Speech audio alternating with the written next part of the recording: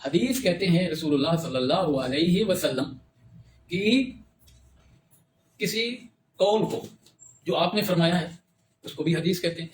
رسول اللہ صلی اللہ علیہ وسلم نے جو عمل فرمایا ہے اس کو بھی حدیث کہتے ہیں۔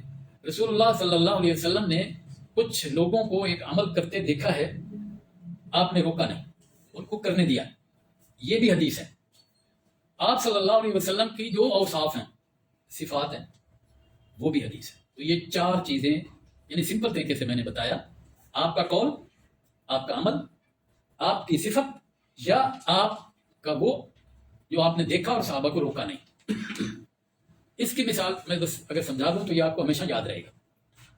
اس کو ویسے حدیث کی زبان میں تقریر کہا جاتا ہے، اردو میں ہم اس کو قرار کہتے ہیں نا، اس چیز کو برقرار رہنے دو، یعنی اسی طرح جیسے ہے وہ اٹ از، اس کو رہنے دو، اس کو ہم برقرار کہتے ہیں۔ وہ ہے ادھر سے، یہ تقریر سے ہے، یعنی رسول اللہ صلی اللہ علیہ وسلم مدینہ منورہ ہجرت کے بعد آپ نے مدینہ کے رہنے والوں کو دیکھا، صاف ظاہر ہے کہ وہ صحابہ تھے، ان کے دسترخوان پر ایک گوشت کھایا جا رہا تھا، تو آپ نے اس گوشت کے بارے میں پوچھا کہ یہ کس چیز کا ہے، تو انہوں نے کہا یہ دب ہے، دب، زواد سے، زواد بے دب، یہ ایک جانور ہے جو سعودی عرب کے صحرا میں پایا جاتا ہے۔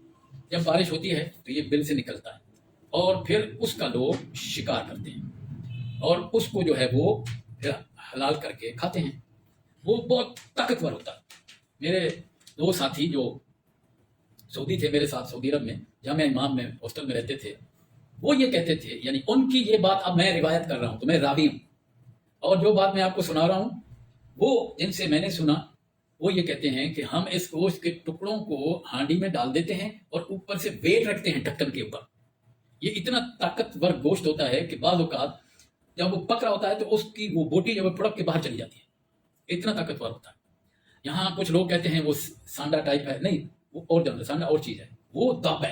حضور اکرم صلی اللہ علیہ وسلم نے دیکھا کہ وہ دسترخوان پر آپ کے صحابہ وہ کھا رہے ہیں، تو آپ نے ان کو یہ نہیں کہا کہ یہ حرام ہے مت کھاؤ، لیکن آپ نے خود نہیں تناول فرمایا، تو صحابہ کو تشویش ہوئی کہ کہیں حرام تو نہیں ہے کہ آپ نے، تو رسول اللہ صلی اللہ علیہ وسلم نے فرمایا کہ بات یہ ہے میرے علاقے کا جانور نہیں ہے، یعنی آپ کہاں پیدا ہوئے، مکہ مکرمہ، وہاں یہ نہیں پایا جاتا، وہاں جو کہ پتھریلا علاقہ ہے، یہ مدینہ منورہ اور اس کے آس پاس پایا جاتا ہے، لیکن اگر وہ حرام ہوتا تو آپ کیا کہتے، فرماتے کہ مت کھاؤ۔ اس کو کیا کہتے ہیں، تقریر کہتے ہیں، یعنی اس کو برقرار رکھا ہے، وہ جیسے کھاتے تھے وہ حلال تھا، اس کو برقرار رکھا۔ تو یہ چار چیزیں حدیث کہلاتی ہیں، قول ہے آپ کا، فعل ہے، عمل ہے، یا تقریر ہے، یا صفت ہے۔ آپ مثلا گفتگو جو ہے بہت اونچی زور سے نہیں فرماتے تھے، اور اتنی نہیں کہ لوگوں کو سنائی بھی نہ دے، درمیانی آپ کی گفتگو، یہ آپ کی صفت ہے۔